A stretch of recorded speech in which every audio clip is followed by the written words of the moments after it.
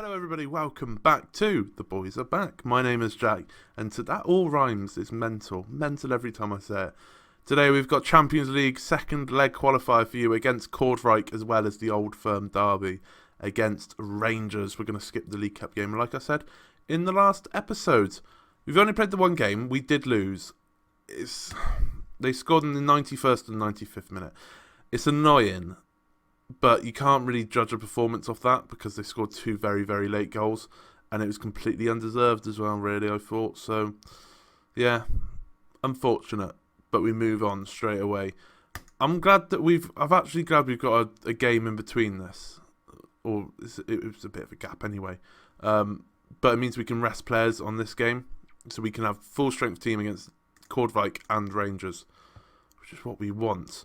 We've made the one transfer out. Who was it? So two transfers. James Gibbs and Daros have both gone to their Tenerife and Sparta Prague, like we thought in the last episode. So that has given us, we've got £12 million in a transfer kitty, and we're under our wage bill by quite a bit as well. Finances are looking excellent as we move forward. What's the projection like? £6 million in debt by the end of the season? I would take that, to be fair. I would actually take that.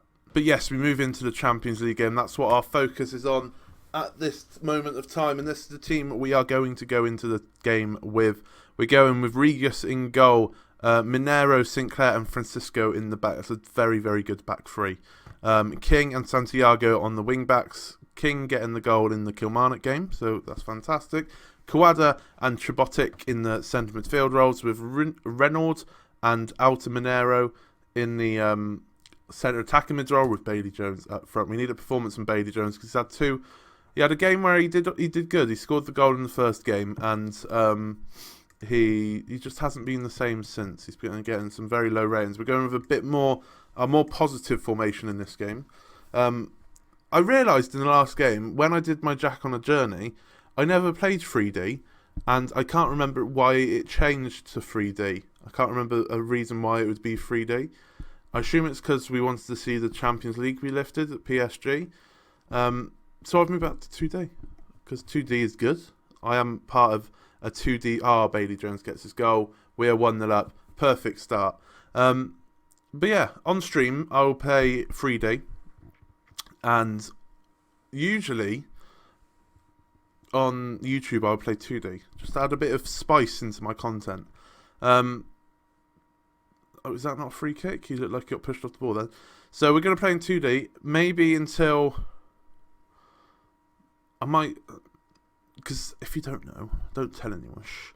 I do these videos while at work because I can. Just the logistics of my work means I can play Football Manager on the computer at times. So every time I get a chance, I record a video. But with the computer I've got at home now, decent save. It means that, it's a better standard computer than this one at work, which means we can play 3D. But let me know, do you want 3D or do you want 2D, or are you happy with how it is at the moment with streams in 3D and videos in 2D? Because at the moment I'm quite happy with it. But if people want to have 3D, I'm more than happy to go to 3D because I can play both. Both are just as good as each other, I feel. But yeah, it's just general consensus even. We'll have to wait and see what we can get on that.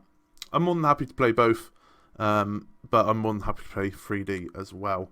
Or if you want me to stream with 2D as well, I'll stream in 2D. It doesn't matter to me. Santiago running down this right wing back, he puts in a very good cross, and Bailey Jones did nod it back, but didn't quite get it in. And a big punt upfield. Francisco just lets the ball drop. No one's pressurising him. Why is there three players right next to each other? That's a bit of a worry. We have to probably sort out some of the roles in the midfield there so we don't have so many players bundled up together.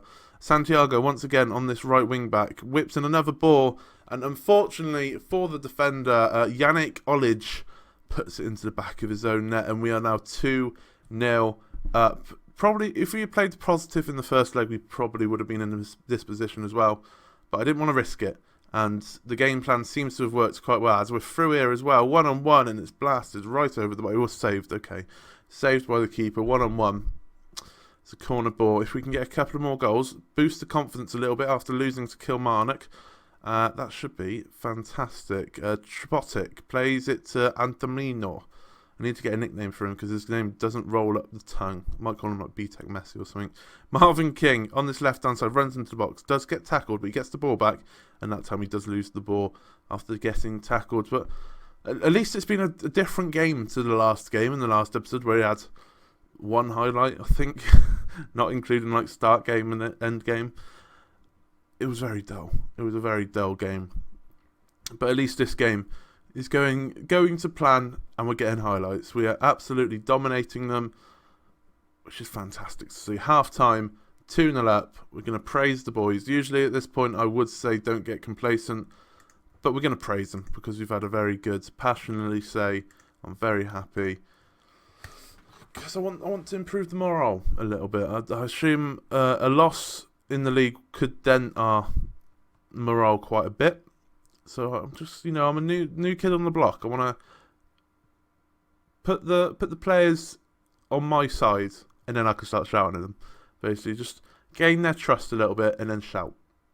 That's how I like to work it.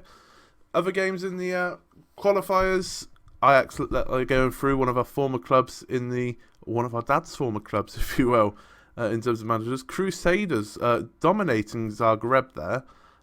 Moscow and Molde is one to look out for because that is our next qualifying game, and it looks like we're going to face Moscow in that, so that's going to be a very interesting tie. We might not get through that, but it's going to be a tough tie. If we do get through that, I'll be very happy because then that means group stage, I think, as we go 3-0 up with Raphael Renaud, the French guy, puts us 3-0 up, and that is the game. And now we can make some substitutions as well. Have I got replays on? I think I've just realised I haven't got replays on. I'm just not sorted, am I? Francois can come on because he's more of a solid defender, midfielder even. We can't take Renaud off, he's just scored. That'd be a bit harsh. Strack can come on that right-hand side. And Broadbent can come off for Bailey, just to give Bailey a bit of a rest. He's had a good game today. He can have a bit of a rest. Treat himself to that rest. Got a couple of minutes left of the game. We're just cruising with the ball now. No worries whatsoever. Dominated the game completely. Can we get a fourth though? Kawada plays it to nickname guy. Strachan puts us 4-0 up. An absolute dominant performance now. And Strachan has put us 4-0 up. 4-0 up on aggregate after the 0-0 draw. And we're cruising to the Champions League qualifying next round. Absolutely perfect. Perfect result. And that could give us confidence going into that Rangers game, that Old Firm derby, which we need to bounce back in the league, so it's a perfect time to bounce back as well. End game highlight now. Just chilling. They didn't offer us anything. Look at the stats. 2 half chances, 1 clear-cut chance, 4-0. I will take that any tie of the week. Thank you. Passionately say, I'm very pleased with your performance. Well done, lads. Right, like I said, we're going to skip the League Cup game, play a completely different squad, and then we're going to go into that Rangers game. It's going to be interesting. Who went through? CSK, it did go through against Molde, so we're going to be playing Nem in the next leg. That should pop up in here. Yeah, Celtic to play CSK in Champions League draw. If we win this, we will be going into the group stage. The next stage after this is the group stage, I think. But it's going to be a very, very tough tie indeed. Let's get into the Rangers game. I've just noticed something. We're playing CSK. I didn't realise that it would be that quick. So we're not going to play Rangers in this episode. We're going to play Rangers in the next episode, in tomorrow's episode. That crept up on me. I didn't see that coming. That threw the spanners in the works, let's say. So we're going to play the CSK game, the first leg. We're then going to play tomorrow's episode. We're going to play Rangers and CSK. That's an even bigger episode than this one was. Jesus. Okay. Next game's going to be CSK. Okay, I'm all flustered now. That wasn't expected whatsoever. That's even more reason to have this game, just to give players game time and give other players rest as well. Okay, let's go on to the CSKA game. We had a pretty mad game against Stanhouse-Muir. Just look at that penalty shootout. How did we go into a penalty shootout against them? I don't even know. I mean, let me just get the stats up and show you. I don't know which division they are, but they're in League One. And they matched us. 12-11 on penalties. Oh, that's good, isn't it? Right then, ladies and gentlemen, we are back. I've gone to the counter formation, but what I've done is I've put the 2 attacking midfielders on attack now, just so they don't drop back as much. Because what we noticed in the last game that our little Messi was dropping into the midfield a bit too much when he was on support. So we've just pushed him up a little bit. Should be fine. But this is the team we're going to go with. It's pretty similar. We want Sinclair in the middle there. In fact, it's the exact same as what we did in the first game, I think. Regis in middle in goal. Minera, Sinclair and Francisco at the back. King and Santiago on the wings. With Kawada and Trebotic in the centre of midfield. With Reynolds and our little Messi in the centre attacking mids. And Bailey Jones up front. I need to give him a nickname. I'm not going to nickname him Little Messi because might as well just call him Messi. I don't know what to expect from this game. Both teams are going 5 at the back, which is interesting. Could be in for a boring game, to say the least. Let's go with a bit of faith as well. I've got faith in you. There we go. We get some green on the board. Yeah, I don't know what to expect from this game. I don't know if we're expected to... I can't get the league table up. Let's go latest events for now. Shall we have a look at where CSK are in? I don't think I've got the Russian League loaded. I don't. But they finished second last season, so they're obviously a decent enough side, CSK. I just don't know how they compare to us in a way. But we're away from home in Russia. It's going to be very difficult to get a result. So I'm not really expecting one, hence why I've gone to the counter formation as they go 1-0 up. Fantastic. But yeah, that's why I went for the counter formation. I'll probably have to go a bit more positive now. That's a bit enough. It's fine. If we can get an away goal, that makes life a hell of a lot easier. But a 1-0 loss isn't the end of the world, really. King now on the ball. Puts in a cross, but no one's at back post, which is a bit of a worry. Pabon's just taken past our centre midfield there. Yusuf on the ball, whips it in, and no one's marking the late runner. And 23 minutes in, we are 2-0 down. We're going to have to go to the more positive one now. Let me put replays on. 3D replays. We'll do that. Have a little bit of 3D in there. Oh, we want behind the goal, don't we? That's what we usually do. But that's a bit of a worry. If they score here again, it could be tie over, which they have. Oh no. Oh no. They beat Mouldy. See, I'm confused because in the media, if I find the email, it came out that the manager worried about another defeat.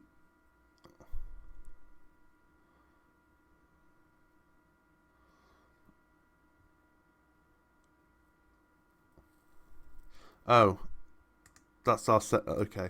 That's our assistant manager that was saying that we've lost to CSKA last time we faced them. Fantastic.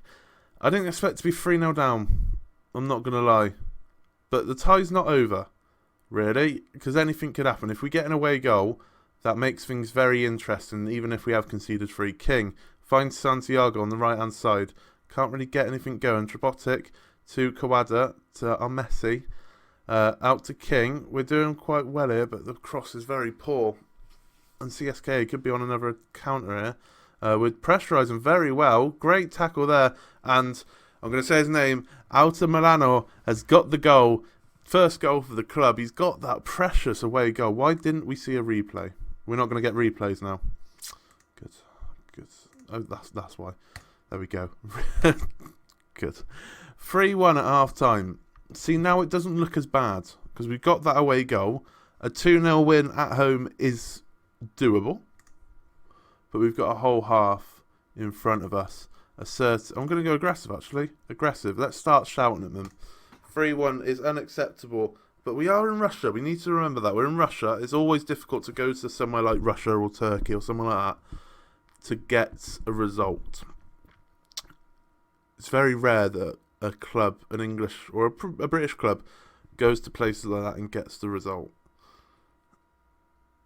Hopefully we can get a second goal, because that really does put the cat amongst the pigeons, getting a second away goal, because that puts, even if we lose, a second away goal could win us the tie in the end, but at the moment it's not really looking likely. I don't particularly like changing up the centre-back partnership, or trio in this case, but it's probably worth doing. Let's change up the midfield, but just change up the spine a little bit, shall we? I'm trying to see who Pimentel is going to have to come on for Tribotic. I think we're done for now. We're going to bring on Broadbent at some point if we need to for one of the centre-backs. We're going to go with... This is the thing, I don't know what we should do. Should we go for it? We're going to stay positive, but we're going to bring on a striker. I know that sounds a bit weird. Where is he? Broadbent can come on for Monero because he's had the poorer game. Go up top with Jones. You two can go there. And then we're going to play this weird formation. We're going to have two complete forwards on attack so they can go out into the wings a little bit. That seems fine. It seems a bit weird, but it seems fine. And then instantly shouts, push forward. We did it in time. Good. We did it in time. Push forward a little bit. No one really cares. 3-1's not the end of the world, like I said. But 3-2 would have been so much better. And then we could still get that second goal. And we do get the second goal. Bailey Jones scores with a minute left on the clock. That has put the tie in our favour, you must say. Fantastic header from Jones. Third goal of the season. We have clutched it a little bit there. Yes, we still lost the game, but 2 away goals going into the home tie is absolutely massive. Absolutely massive. 3-2 loss. It wasn't looking good at 3-0 down after 35 minutes, but we have pulled it back.